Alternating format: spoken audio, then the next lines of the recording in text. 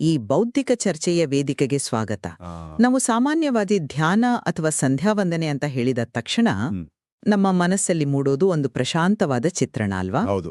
ಕಣ್ಣು ಮುಚ್ಚಿ ಕುಳಿತಾಗ ಕಾಣುವ ಒಂದು ಪ್ರಶಾಂತವಾದ ಸರೋವರ, ಸಂಪೂರ್ಣ ನಿಶ್ಶಬ್ದ, ಆ ಮೃದುವಾದ ಅಲೆಗಳು ಮತ್ತು ಒಂದು ಬಗೆಯ ಆಧ್ಯಾತ್ಮಿಕ ಸಾಂತ್ವನ. ಹ್ಮ್. ಆದರೆ ಅದೇ ಕಣ್ಣು ಮುಚ್ಚಿ ಧ್ಯಾನಿಸುವ ದೈವಿಕ ಶಕ್ತಿಯೇ ತನ್ನ ಕೈಯಲ್ಲಿ ರಕ್ತಸಿಕ್ತವಾದ ಭಯಾನಕವಾದ ಕೊಡಲಿಯನ್ನು ಹಿಡಿದು ನಿಂತಿದ್ದರೆ ಓಹೋ, ಅದೊಂದು ಉಗ್ರ ಸ್ವರೂಪದ ಕಲ್ಪನೆ. ಖಂಡಿತ ಆ ಪ್ರಶಾಂತತೆಯ ಆಳದಲ್ಲಿಯೇ ಒಂದು ಉಗ್ರವಾದ ಜ್ವಾಲಾಮುಖಿ ಅಡಗಿದ್ದರೆ ಆಗ ನಮ್ಮ ಧ್ಯಾನದ ಅರ್ಥವೇನಾಗುತ್ತೆ? ಹ್ಮ್. ಶ್ರೀ ವಿಜಯೇಂದ್ರ ರಾಮನಾಥ ಭಟ್ಟರು ರಚಿಸಿರುವ ಸಂಧ್ಯಾವಂದನೆಯ ಅಂತರಂಗ ಸಂಪುಟ 2 ಅಂದ್ರೆ ಭಕ್ತಿಯುಕ್ತ ಜ್ಞಾನಯೋಗ. ಈ ಬೃಹತ್ ಗ್ರಂಥವು ನಮ್ಮನ್ನು ಇಂಥದ್ದೇ ಒಂದು ಸಂಕೀರ್ಣವಾದ ಪ್ರಶ್ನೆಯೆಡೆಗೆ ಕೊಂಡೊಯ್ಯುತ್ತೆ. ಹ್ಮ್. ಇಂದಿನ ನಮ್ಮ ಚರ್ಚೆಯ ಕೇಂದ್ರ ಪ್ರಶ್ನೆ ಕೂಡ ಇದೇ ಆಗಿದೆ. ದೈನಂದಿನ ಸಂಧ್ಯಾವಂದನೆಯಲ್ಲಿ ಗಾಯತ್ರಿ ಮಂತ್ರದ ಮೂಲಕ ಇಂಥ ಉಗ್ರ ಸ್ವರೂಪಿಯಾದ ಭಗವಾನ್ ಪರಶುರಾಮರನ್ನು ಧ್ಯಾನಿಸುವುದರ ಹಿಂದಿರುವ ಮೂಲ ಉದ್ದೇಶವೇನು? ನನ್ನ ವಾದವೇನೆಂದರೆ, ಈ ಚಿಂತನೆಯು ಸಂಪೂರ್ಣವಾಗಿ ಜ್ಞಾನಯೋಗ ಮತ್ತು ಭಗವಂತನ ನಿಗೂಢ ಲೀಲೆಯನ್ನು ಅರ್ಥಮಾಡಿಕೊಳ್ಳುವ ಪ್ರಕ್ರಿಯೆಯಾಗಿದೆ. ಇದು ಮನುಷ್ಯನ ದರ್ಪ ಅಂದ್ರೆ ಅಹಂಕಾರವನ್ನು ಬೇರು ಸಹಿತ ಕಿತ್ತು ಹಾಕುವ ಒಂದು ಶುದ್ಧ ಆಂತರಿಕ ಪಯಣ ಅಂತ ನಾನು ಹೇಳ್ತೀನಿ. ನೋಡಿ, ದರ್ಪವನ್ನು ಕರಗಿಸುವ ಈ ತಾತ್ವಿಕ ಕಲ್ಪನೆ ಕೇಳಲು ಬಹಳ ಸುಂದರವಾಗಿದೆ. ಆದರೆ ನಾನೀ ವಿಷಯವನ್ನು ಸಂಪೂರ್ಣವಾಗಿ ಭಿನ್ನವಾದ ಕೋನದಿಂದ ನೋಡುತ್ತೀನಿ. ಇದು ಕೇವಲ ಒಂದು ತಾತ್ವಿಕ ಲೀಲೆ ಅಲ್ಲ, ಬದಲಾಗಿ ಇದು ಕರ್ತವ್ಯದ ಪರಮಾವಧಿಯನ್ನು, ರಾಜಿ ಇಲ್ಲದ ಕಠಿಣ ಭೌತಿಕ ಶಿಸ್ತನ್ನು ಪ್ರದರ್ಶಿಸುವ ಕರ್ಮಯೋಗ. ಅಂದ್ರೆ ನೀವಿದನ್ನ ಕೇವಲ ಒಂದು ಭೌತಿಕ ಆಚರಣೆ ಅಂತ ಕರಿತಿದ್ದೀರಾ? ಖಂಡಿತವಾಗಿಯೂ. ಇಂದಿನ ಸಮಾಜವು ತನ್ನ ದೈನಂದಿನ ಕರ್ತವ್ಯಗಳಿಂದ ವಿಮುಖವಾಗಿ ತೀವ್ರವಾದ ಜಡತ್ವಕ್ಕೆ ಜಾರ್ತಿದೆ. ಆ ಸೋಮಾರಿತನವನ್ನು, ಆ ಆಲಸ್ಯವನ್ನು ಮುರಿಯಲು ಕೇವಲ ಮೃದುವಾದ ತತ್ವಜ್ಞಾನ ಸಾಲದು. ಅದಕ್ಕೆ ಬೇಕಾದ ಕಠಿಣ ಬಲದ ಅಂದ್ರೆ ನಿರ್ದಾಕ್ಷಿಣ್ಯ ಕ್ರಿಯೆಯ ಸಂಕೇತವೇ ಪರಶುರಾಮರ ಈ ಉಗ್ರ ರೂಪದ ಧ್ಯಾನ ಅಂತ ನಾನು ಪ್ರತಿಪಾದಿಸ್ತೇನೆ. ಇಲ್ಲಿ ಕೇವಲ ಬಲ ಮತ್ತು ಕ್ರಿಯೆಯ ಸಂಕೇತ ಅಂತ ಈ ಧ್ಯಾನವನ್ನು ಬ್ರ್ಯಾಂಡ್ ಮಾಡುವುದು ಗ್ರಂಥದ 2ನೇ ಸಂಪುಟದ ಮೂಲ ತಿರುಳನ್ನೇ ಕಡೆಗಣಿಸಿದಂತೆ ಕಾಣುತ್ತೆ. ಏಕೆಂದ್ರೆ ಈ ಸಂಪುಟವು ಭಕ್ತಿಯುಕ್ತ ಜ್ಞಾನಯೋಗದ ಬಗ್ಗೆ ಬಹಳ ಸ್ಪಷ್ಟವಾಗಿ ಮಾತನಾಡುತ್ತೆ. ಗ್ರಂಥಕಾರರು ಮಧ್ವಾಚಾರ್ಯರ ಗೀತಾಭಾಷ್ಯವನ್ನು ಉಲ್ಲೇಖಿಸುತ್ತಾ ಒಂದು ಅದ್ಭುತವಾದ ಮಾತನ್ನು ಹೇಳ್ತಾರೆ. ಭಗವಂತನು ತನ್ನ ಭಕ್ತರ ಸಂತೋಷಕ್ಕಾಗಿ ಮಾತ್ರ ಬೇರೆ ಬೇರೆ ರೂಪಗಳನ್ನು ತಾಳುತ್ತಾನೆ ಅಂತಾರೆ. ಉದಾಹರಣೆಗೆ ನೋಡಿ, ಪರಶುರಾಮರು ತ್ರೇತಾಯುಗದಲ್ಲಿ ಶ್ರೀರಾಮಚಂದ್ರನ ಎದುರು ಸೋತಂತೆ ನಟಿಸಿದ್ರು. ಯಾಕೆ? ರಾಮನ ಶ್ರೇಷ್ಠತೆಯನ್ನು ತೋರಿಸೋದಿಕ್ಕೆ. ನಿಖರವಾಗಿ. ಮರ್ಯಾದಾ ಪುರುಷೋತ್ತಮನಾದ ರಾಮನ ಶ್ರೇಷ್ಠತೆಯನ್ನು ಇಡೀ ಜಗತ್ತಿಗೆ ಸಾರಲು. ಇನ್ನು ದ್ವಾಪರ ಯುಗದಲ್ಲಿ, ಮಹಾಭಾರತದ ಸಮಯದಲ್ಲಿ ತಾವೇ ಖುದ್ದಾಗಿ ಶಸ್ತ್ರವಿದ್ಯೆ ಕಲಿಸಿದ ತಮ್ಮದೇ ಶಿಷ್ಯ ಭೀಷ್ಮನ ಎದುರು ಯುದ್ಧ ಮಾಡಿ ಸೋತಂತೆ ನಟಿಸಿದ್ರು. ಆದರೆ ಅದನ್ನ ಲೀಲೆ ಅಂತ ಕರೆಯೋದು. ಒಂದು ನಿಮಿಷ. ಒಬ್ಬ ಅದ್ವಿತೀಯ ಗುರು ತನ್ನ ಶಿಷ್ಯನಿಗೆ ಕೀರ್ತಿ ತರಲು ತಾನೇ ಸೋಲನ್ನು ಒಪ್ಪಿಕೊಳ್ಳುವ ಈ ಪ್ರಕ್ರಿಯೆ ಇದೆಯಲ್ಲ, ಇದು ಭಗವಂತನ ಲೀಲಾಮಯ ಗುಣದ ಅತಿದೊಡ್ಡ ದ್ಯೂತಕ. ಮನುಷ್ಯ ತನ್ನ ತರ್ಕದ ಮಿತಿಗಳನ್ನು ಅರಿತು ತನ್ನ ಬುದ್ಧಿಯೇ ಅಂತಿಮ ಎಂಬ ದರ್ಪವನ್ನು ತ್ಯಜಿಸಬೇಕು ಎಂಬುದೇ ಈ ಧ್ಯಾನದ ಹಿಂದಿನ ಜ್ಞಾನಯೋಗ. ಪರಶುರಾಮರನ್ನು ವಿಷ್ಣು ಸಹಸ್ರನಾಮದಲ್ಲಿ ದರ್ಪಹ ಅಂತ ಕರೆದಿದ್ದಾರೆ. ಅಂದ್ರೆ ದರ್ಪವನ್ನು ನಾಶ ಮಾಡುವವನು ಎಂದರ್ಥ. ಹೌದು, ದರ್ಪಹ ಅನ್ನೋದು ನಿಜ. ಆದರೆ ನೀವು ಲೀಲೆ ಮತ್ತು ಸೋತಂತೆ ನಟಿಸುವುದು ಎಂಬ ವಿಚಾರಗಳ ಮೇಲೆ ಹೆಚ್ಚು ಒತ್ತು ನೀಡುತ್ತಿದ್ದೀರಿ. ಗ್ರಂಥದಲ್ಲಿ ದಾಖಲಾಗಿರುವ ಅವರ ಬಲಕಾರ್ಯಗಳ ಅಂದ್ರೆ ಅವರ ಪರಾಕ್ರಮದ ಭೀಕರ ವಾಸ್ತವಗಳನ್ನು ನಾವು ಹಾಗೆ ಸುಲಭವಾಗಿ ಕಡೆಗಣಿಸುವಂತಿಲ್ಲ. ಭೌತಿಕ ಜಗತ್ತಿನಲ್ಲಿ ಅವರು ಮಾಡಿರುವ ಕೃತ್ಯಗಳ ತೀವ್ರತೆಯನ್ನು ಒಮ್ಮೆ ಗಮನಿಸಿ. ಭೀಕರ ವಾಸ್ತವ ಅಂದ್ರೆ ನೀವು ಆ ಯುದ್ಧಗಳ ಬಗ್ಗೆ ಹೇಳ್ತಿದ್ದೀರಾ? ಖಂಡಿತ. ಕಾರ್ತವೀರ್ಯಾರ್ಜುನನ ಕಥೆಯನ್ನೇ ಉದಾಹರಣೆಯಾಗಿ ತೆಗೆದುಕೊಳ್ಳೋಣ. ಆತನೇನು ಸಾಮಾನ್ಯ ರಾಜನಲ್ಲ, 1000 ತೋಳುಗಳಿದ್ದ ಅಪ್ರತಿಮ ವೀರ. ಆತನ 7 ಅಕ್ಷೌಹಿಣಿ ಸೇನೆಯನ್ನು ಪರಶುರಾಮರು ನಾಶಪಡಿಸಿದರು. ನಮ್ಮ ಶ್ರೋತೃಗಳಿಗೆ ಒಂದು ಅಕ್ಷೌಹಿಣಿ ಸೇನೆ ಎಂದರೆ ಎಷ್ಟು ದೊಡ್ಡದು ಅಂತ ಕಲ್ಪನೆ ಇರಬೇಕು. ಹೌದು, 1,00,000ಕ್ಕೂ ಹೆಚ್ಚು ಯೋಧರಿರುವ ಬೃಹತ್ ಪಡೆಯದು. ಸರಿಯಾಗಿ ಹೇಳಿದ್ರಿ. ಒಂದು ಅಕ್ಷೌಹಿಣಿಯಲ್ಲಿ 1,00,000ಕ್ಕೂ ಹೆಚ್ಚು ಆನೆ, ಕುದುರೆ, ರಥ ಮತ್ತು ಕಾಲ್ದಳಗಳಿರುತ್ತೆ. ಅಂತಹ 7 ಅಕ್ಷೌಹಿಣಿ ಸೇನೆಯನ್ನು ಒಬ್ಬನೇ ಮನುಷ್ಯ ಒಂಟಿಯಾಗಿ ನಿಂತು ನಾಶಪಡಿಸಿದ ಎಂದರೆ ಅದರ ಹಿಂದಿರುವ ಬಲ ಎಂಥದ್ದು! ಅಷ್ಟು ಮಾತ್ರವಲ್ಲ, ಭೂಮಿಯನ್ನು 21 ಬಾರಿ ದುಷ್ಟ ಕ್ಷತ್ರಿಯರಿಂದ ಮುಕ್ತಗೊಳಿಸಿದರು. ಸಮಂತ ಪಂಚಕ ಎಂಬ ಪ್ರದೇಶದಲ್ಲಿ ಕ್ಷತ್ರಿಯರ ರಕ್ತದಿಂದಲೇ 9 ಬೃಹತ್ ಮಡುಗಳನ್ನು ಅಂದರೆ ರಕ್ತದ ಕೆರೆಗಳನ್ನು ನಿರ್ಮಿಸಿದರು. ಅದೇ ನೋಡಿ, ಇಷ್ಟು ದೊಡ್ಡ ಮಟ್ಟದ. ನಾನ್ ಪೂರ್ತಿ ಮಾಡ್ತೀನಿ. ಈ ರಕ್ತದ ಮಡುಗಳು ಕೇವಲ ಸಾಂಕೇತಿಕ ಲೀಲೆಗಳಲ್ಲ, ಇವು ಭೀಕರವಾದ, ಕಠೋರವಾದ ಭೌತಿಕ ಸತ್ಯಗಳು. ಗ್ರಂಥಕಾರರು ಪೀಠಿಕೆಯಲ್ಲಿ ಒಂದು ಅತ್ಯಂತ ಪ್ರಾಯೋಗಿಕವಾದ ಎಚ್ಚರಿಕೆ ನೀಡುತ್ತಾರೆ.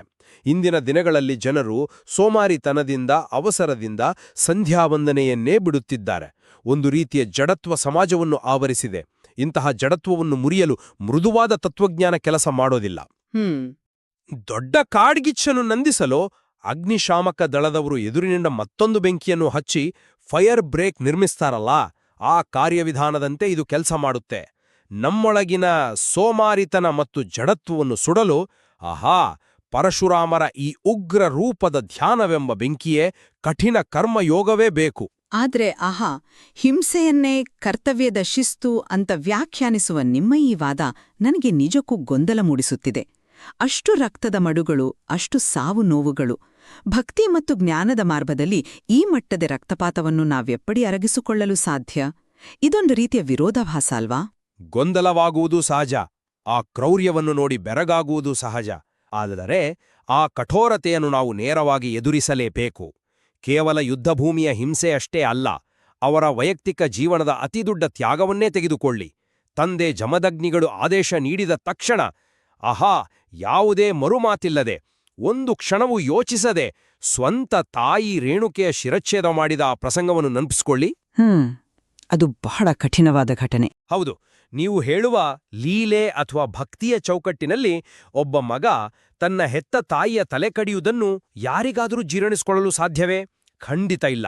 ಇದು ಮಾನವೀಯ ಭಾವನೆಗಳಿಗಿಂತ, ಮಮತೆಗಿಂತ ಕರ್ತವ್ಯವೇ ಅಂತಿಮ ಎಂಬ ಕಠಿಣ ನಿಯಮವನ್ನು ಸ್ಥಾಪಿಸುವ ನಿದರ್ಶನ. ಇಂದಿನ ಕಾರ್ಪೊರೇಟ್ ಜಗತ್ತಿನಲ್ಲಿ ಅಥವಾ ನಮ್ಮ ದಿನನಿತ್ಯದ ಬದುಕಿನಲ್ಲಿ ನಾವು ಎಷ್ಟೋ ಬಾರಿ ಭಾವನೆಗಳಿಗೆ ಸಿಲುಕಿ ಮಾಡಬೇಕಾದ ಕರ್ತವ್ಯದಿಂದ ವಿಮುಖರಾಗ್ತೇವೆ. ಪರಶುರಾಮರ ಕೃತ್ಯ ಭಾವನೆಗಳನ್ನು ಬದಿಗಿಟ್ಟು ಕರ್ತವ್ಯ ನಿಭಾಯಿಸುವ ಶಿಸ್ತನ್ನು ಬೋಧಿಸುತ್ತೆ. ತಾಯಿಯ ಶಿರಚ್ಛೇದವನ್ನು ಕೇವಲ ಕರ್ತವ್ಯದ ಪ್ರಶ್ನೆ ಅಂತ ಕರೆಯೋದು ಅದರ ಹಿಂದಿರುವ ಆಳವಾದ ವಿನ್ಯಾಸವನ್ನು ಮರೆಮಾಚುತ್ತೆ ಅಂತ ನನಗನ್ಸುತ್ತೆ. ನಾವು ಇಲ್ಲಿಯೇ ನಮ್ಮ ಸಾಮಾನ್ಯ ಲೌಕಿಕ ತರ್ಕದ ಮಿತಿಯನ್ನು ದಾಟಬೇಕಿರೋದು. ಆ ಘಟನೆಯನ್ನು ಅರ್ಥ ಮಾಡಿಕೊಳ್ಳಲು ನಾವು ಪರಶುರಾಮರ ಜನ್ಮರಹಸ್ಯವನ್ನು, ಗ್ರಂಥದಲ್ಲಿ ವಿವರವಾಗಿ ಪ್ರಸ್ತಾಪಿಸಿರುವ ರುಚಿಕ ಮುನಿಗಳ ಕಥೆಯನ್ನು ವಿಶ್ಲೇಷಿಸಲೇಬೇಕು. ನೀವು ರುಚಿಕ ಮುನಿಗಳು ನೀಡಿದ ಆ ಚರುವಿನ ಕಥೆಯ ಬಗ್ಗೆ ಹೇಳ್ತಿದ್ದೀರಾ? ಹೌದು, ಆ ಘಟನೆಯ ಹಿಂದಿರುವ ಮೆಕ್ಯಾನಿಸಂ ಬಹಳ ಮುಖ್ಯವಾದದ್ದು. ಸತ್ಯವತಿ ಎಂಬ ಬ್ರಾಹ್ಮಣ ಸ್ತ್ರೀ ಮತ್ತು ಆಕೆಯ ತಾಯಿ ಒಬ್ಬ ಕ್ಷತ್ರಿಯ ಸ್ತ್ರೀ ಇಬ್ಬರಿಗೂ ರುಚಿಕ ಮುನಿಗಳು ಮಂತ್ರಿಸಿದ ಚರುವನ್ನು ನೀಡುತ್ತಾರೆ. ಈ ಚರುವೆಂದರೆ ಕೇವಲ ಅನ್ನವಲ್ಲ, ಅದೊಂದು ನಿರ್ದಿಷ್ಟ ದೈವಿಕ ಅಥವಾ ಜೆನೆಟಿಕ್ ಗುಣಗಳನ್ನು ಆವಾಹಿಸಿ ತಯಾರಿಸಿದ ಪವಿತ್ರ ವಸ್ತು. ಸತ್ಯವತಿಗೆ ಬ್ರಾಹ್ಮಣೋಚಿತವಾದ ಶಾಂತಿಯ ಗುಣಗಳಿದ್ದ ಚರು ಮತ್ತು ಆಕೆಯ ತಾಯಿಗೆ ಕ್ಷತ್ರಿಯೋಚಿತವಾದ ಶೌರ್ಯದ ಗುಣಗಳಿದ್ದ ಚರುವನ್ನು ನೀಡಲಾಗಿತ್ತು. ಆದರೆ ಅವರಿಬ್ಬರೂ ಅದನ್ನ ಅದಲು ಮಾಡ್ಕೊಳ್ತಾರೆ. ಹೌದು, ಅರಿವಿಲ್ಲದೆ ಆ ಚರುವನ್ನು ಅದಲು ಮಾಡಿಕೊಂಡು ತಿನ್ನುತ್ತಾರೆ. ಇದರ ಪರಿಣಾಮವೇನಾಯಿತು? ಜಮದಗ್ನಿಗಳ ಪುತ್ರರಾಗಿ ಬ್ರಾಹ್ಮಣ ಕುಲದಲ್ಲಿ ಜನಿಸಿದರೂ ಆ ಪರಶುರಾಮರಲ್ಲಿ ಹುಟ್ಟಿನಿಂದಲೇ ಅಪಾರವಾದ ಕ್ಷತ್ರಿಯ ತೇಜಸ್ಸು ಮೂಡಲು ಆ ಚರುವಿನ ಅದಲು ಬದಲಾಗುವಿಕೆಯೇ ಕಾರಣ. ಇದು ಕೇವಲ ಆಕಸ್ಮಿಕವಲ್ಲ, ಇದೊಂದು ಸಂಪೂರ್ಣ ದೈವಿಕ ಲೆಕ್ಕಾಚಾರ. ಜೆನೆಟಿಕ್ಸ್ ಮತ್ತು ಡೆಸ್ಟಿನಿ ಬೆರೆತ ಅದ್ಭುತ ವಿನ್ಯಾಸ ಇದು. ಬ್ರಾಹ್ಮಣನ ಜ್ಞಾನ ಮತ್ತು ಕ್ಷತ್ರಿಯನ ಶಕ್ತಿ ಇವೆರಡೂ ಆ ಕಾಲಘಟ್ಟಕ್ಕೆ ಅತ್ಯಗತ್ಯವಾಗಿತ್ತು. ಅವರು ಕೇವಲ ಕೋಪದಿಂದ ಹಿಂಸೆ ಮಾಡಿದವರಲ್ಲ, ಈ ಜಗತ್ತಿನ ಸಮತೋಲನವನ್ನು ಕಾಯ್ದುಕೊಳ್ಳಲು ಎಲ್ಲಿ ಯಾವ ಶಕ್ತಿ ವ್ಯಕ್ತವಾಗಬೇಕು ಅಂತ ಭಗವಂತನೇ ರೂಪಿಸಿದ ಜ್ಞಾನದ ಒಂದು ಭಾಗವದು. ಆ ದೈವಿಕ ವಿನ್ಯಾಸದ ಅರಿವಿಲ್ಲದೆ ಅದನ್ನ ಕೇವಲ ಹಿಂಸೆ ಅಥವಾ ಕರ್ತವ್ಯ ಅನ್ನೋದು ಅಪೂರ್ಣವಾಗುತ್ತೆ. ಚರುವಿನ ದೈವಿಕ ವಿನ್ಯಾಸವನ್ನು, ಆ ತಳಿಯ ಮತ್ತು ದೈವಿಕ ಸಮೀಕರಣವನ್ನು ನಾನು ಅಲ್ಲಗಳೆಯುವುದಿಲ್ಲ. ಅದು ಸೃಷ್ಟಿಯ ಒಂದು ವಿಸ್ಮಯ. ಆದರೆ ಆ ವಿನ್ಯಾಸದ ಅಂತಿಮ ಫಲಿತಾಂಶ ಏನಾಯಿತು ಎನ್ನುವುದು ನನ್ನ ಪ್ರಶ್ನೆ.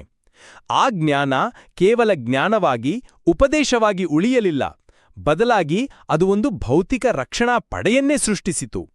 ನೀವು ಪರಶುರಾಮರನ್ನು ಜ್ಞಾನದ ಪ್ರತೀಕ ಅಂತ ಕರಿತೀರಿ, ಆದರೆ ಅವರು ಆ ಜ್ಞಾನವನ್ನು ಕೊಟ್ಟಿದ್ದು ಯಾರಿಗೆ ಎಂಬುದನ್ನು ನಾವು ಗಂಭೀರವಾಗಿ ಪರಿಗಣಿಸಬೇಕು. ಮಹಾಭಾರತದ ಶಾಂತಿ ಪರ್ವ ಮತ್ತು ಅನುಶಾಸನ ಪರ್ವದಂತಹ ಬೃಹಜ್ಞಾನ ಭಂಡಾರದ ಮೂಲ ಉಪದೇಶ ಹೊರಹೊಮ್ಮಿದ್ದೇ ಪರಶುರಾಮರಿಂದ ಎನ್ನುವುದನ್ನು ಗ್ರಂಥ ಸ್ಪಷ್ಟಪಡಿಸುತ್ತೆ. ಭೀಷ್ಮರ ಮೂಲಕ ಇಡೀ ಮಾನವ ಕುಲಕ್ಕೆ ಧರ್ಮದ ಸೂಕ್ಷ್ಮಗಳನ್ನು, ರಾಜನೀತಿಯನ್ನು, ಮೋಕ್ಷದ ಮಾರ್ಗವನ್ನು ತೋರಿಸಿದ ಆ ಜ್ಞಾನ ಸಾಮಾನ್ಯವಾದದ್ದೇ. ಆ ಉಪದೇಶ ಅತ್ಯಂತ ಶ್ರೇಷ್ಠವಾದದ್ದು ಎಂಬುದರಲ್ಲಿ ಎರಡು ಮಾತಿಲ್ಲ. ಆದರೆ ಆ ಉಪದೇಶ ಹೊರಹೊಮ್ಮಿದ್ದು ಯಾರ ಮೂಲಕ?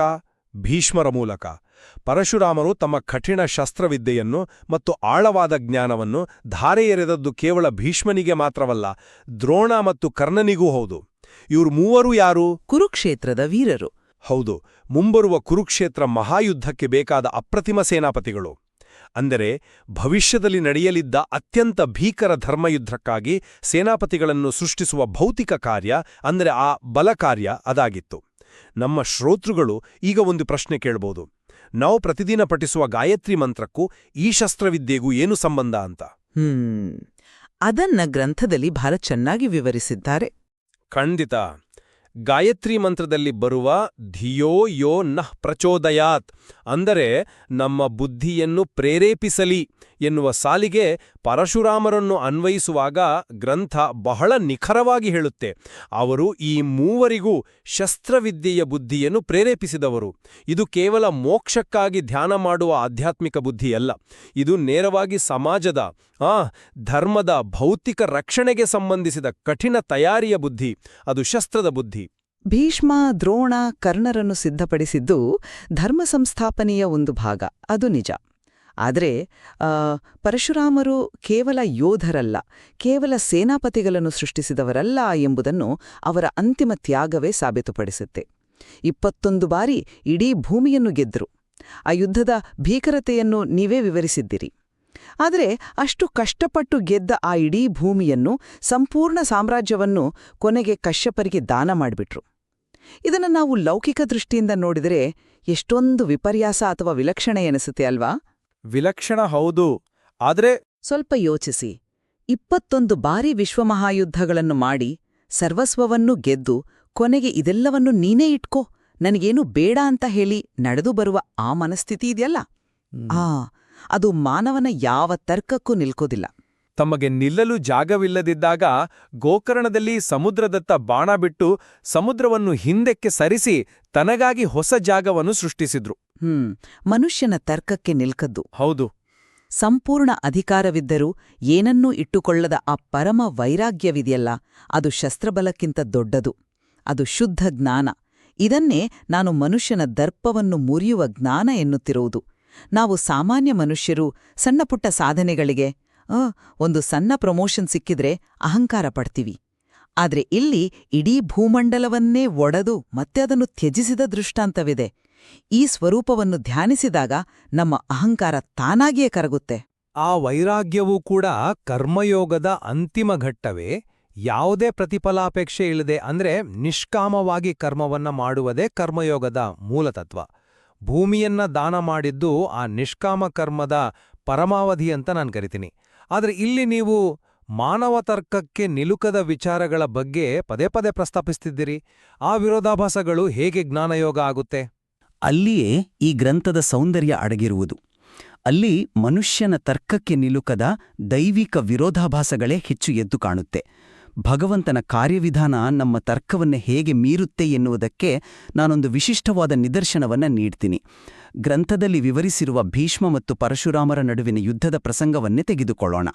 ಯುದ್ಧಭೂಮಿಯಲ್ಲಿ ಭೀಷ್ಮರು ರಥದ ಮೇಲಿದ್ದಾರೆ, ಪರಶುರಾಮರು ನೆಲದ ಮೇಲಿದ್ದಾರೆ.